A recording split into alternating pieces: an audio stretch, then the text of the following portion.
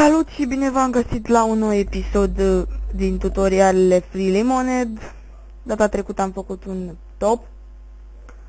De data aceasta am să vă învăț cum să vă meargă Inazuma 11 și pe PC, pentru că există până acum exista și există doar pe Wii, sistem de Wii. Și nu cred că aveți toți. Bun, eu l-am aici. Nu, stați, scuzați-mă. L-am în de... da, criticați. Așa, uitați la aici. Așa, dar e pe Wii. Deci, acesta e sistemul. Se numește Wii. Bun. Și aveți nevoie de acest program Dolphin 3.0 pe Win 64 sau pe Win-ul vostru. Eu am 64.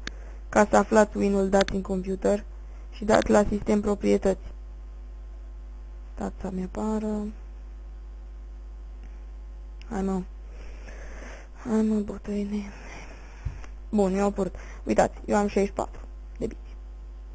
Da, 1 giga, puteți să râdeți, da. Săptămâna viitoare îmi sosește placa video nouă și RAM-ul de 4 giga, așa că râdeți până atunci. Bun. Și cum am zis, intrăm așa.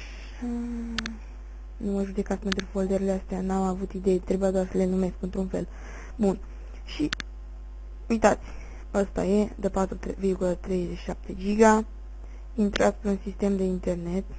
Eu n-am să intru pe Chrome, am să intru aici jos pe Mozilla, dar nu-l vedeți pentru că am selectat o anumită mărime. Dar o să vedeți cum o să caut și pe ce o să caut și, mă rog, atât. Bun, da. Hai să-mi apară internetul. Știți ce mai bine opresc videoclipul și când mi-a apărut îi dau din nou. Bine? Hai. F3. Bun, am revenit și l-am micșorat ca să vedeți și voi ce scriu. Scrieți download Inazuma 11 Strikers, nu PS. Nu căutați, vă spun de acum, căutați, nu găsiți, am căutat și eu. Scrieți Wii. Scrieți TPB. TPB e pentru torrent. Nu o să vă las și linkul pentru torrent, o să vă las decât acest linkul pentru Inazuma. Nu o să vă las și linkul pentru torrent, pentru că ar fi chiar prea de tot să vă las linkul de la torrent. Bine, și descarcați-l pe ăsta în spaniolă. Eu l-am pe în engleză, dar nu vă sugerez. Are puține echipe. Deci are vreo 7 echipe, să zic. Și acum mi l-am pus să-mi descarc pe ăla în spaniolă. De aceea se mișcă un pic mai greu internetul și videoul. Știu, trebuia să fac după, dar am zis să fac acum, pentru că n-am mai postat de mult. Uitați. Chiar dacă vedeți 3,71, asta e mărimea totului, tot videoclipului, dar în realitate el are 4,37. Bun, o să vă las linkul în descriere și o să puteți downloada. Bun, acum 3. Și acum am revenit, am ieșit de acolo, așa. Și acum o să o să intru să descarc și Dolphin, să vă arăt, da? Deci că e download Dolphin 3.0. Nu o să vă las și linkul la ăsta, o să vă las la ăla.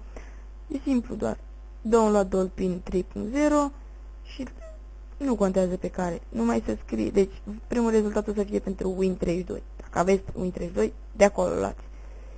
Dacă aveți alt Win, mai căutați mai jos, ok? Deci, eu l-am descărcat de aici. Sunt toate versiunile. Uite aici, cred că o să vă las linkul și la asta. Și, da, bun. După ce l-ați descărcat, faceți în felul ăsta. Intrați în computer, în folderul în care l-ați descărcat, firește. Așa. Bun. Intrați în arhivă.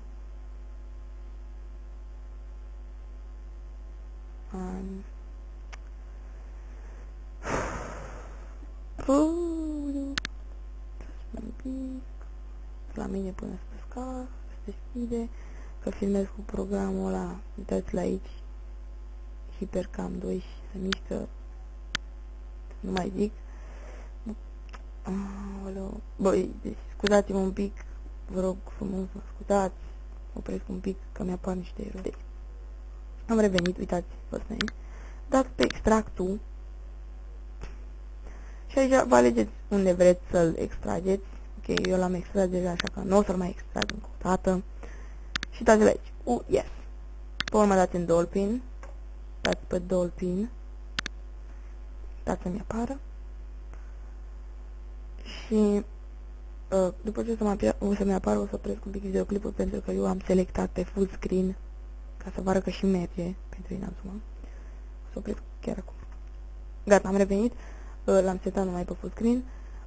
Pentru a îl jocul, pentru a-l pune, dați pe Open sau pe Browser. Eu o să vă arăt pe Browser, dar puteți și pe Open, același lucru. Numai că, uitați, dați așa, dați și căutați folderul în care l-ai pus, aici, l-ați pus și decât, nu o să-l găsiți. Nu-l căutați ca nu să-l găsiți yes. Deci, dați direct pe folder, pe nimic în altă parte, dați OK și va apărut aici. Uitați. S-au dat pur și simplu Open, dar aici o să vă intre direct, deci nu să vă mai apare aici. Uitați, yes și așa, uitați. Și acum o să intre. Da. Deci, mie mi se mișcă cam greu din cauza că și descarc și e și un program foarte slab ăsta. L-am luat mai mult pentru că are microfon, pot să folosesc microfonul și pentru că filmează cât de cât bine. Ok, acesta este speed-ul. Să știți că nu e ăsta în realitate, vă jur că nu e ăsta în realitate. Eu până lângă 100% 90 ceva. Mă rog, eu o să fac doar așa. Deci vă jur că ăsta nu e FPS, nici ăsta nu e FPS-ul meu. Mai mare. E pe la 37, 38, acolo. Stă. Și ăsta stă la 100%. Bun, deci probabil că audiți o muzică sacadată și v-am zis de ce. Deci nu mai o să vă explic. Deci, uitați, merge. Și uitați. Dar vă asigur că nu o să vă meargă așa. Deci vă asigur eu că nu o să vă meargă așa. Deci, dacă vă merge așa, vă rog să mă îndurați. Nu, chiar vă rog. Bun, acum o să închid. Ca să vă mai spun un lucru important. Dacă aveți memoria calculatorului, nu de 1 giga, merge și placa video 7200 merge. Deci dacă aveți cumva RAM-ul de 500 de mega, să nu veniți la mine cu comentarii, băi frate, nu merge. Deci dacă ai RAM-ul mic și placa video slabă, nu încerca, nene. Nu că-ți paradești calculatorul, dar încerci degeaba și descarci și mult, pentru că are 4 giga. Deci, eu am fost Free Lemonade și sper că v-am ajutat un pic să vă dați seama cum să folosește programul și cum vă puteți juca Inazuma 11, pentru că mulți întrebați, cum merge mă Inazuma 11? Și da, vă las link-urile în descriere și nu uitați, eu am fost Free Lemonade și v-am salutat, dați-mi un like, un subscribe și un share. La revedere!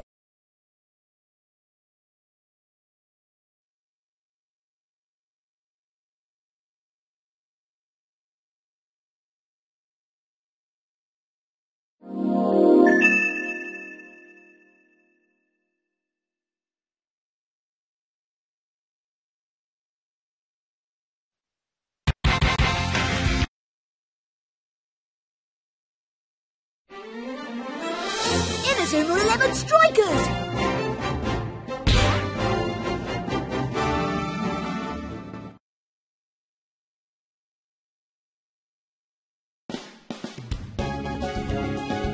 Choose your data file.